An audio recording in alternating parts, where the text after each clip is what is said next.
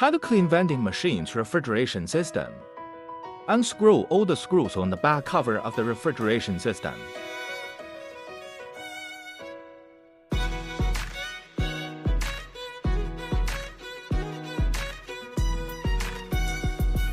Open the door of the back cover.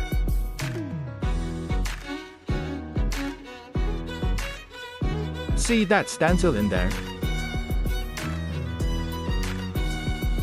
Use a brush to gently clean the mesh surface of dust, etc., and then clean up the dust that falls off.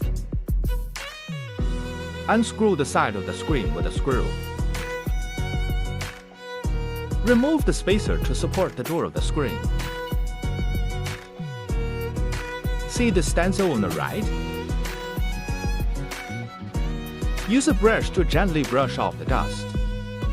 Then use a hairdryer to clean up any dust that falls out.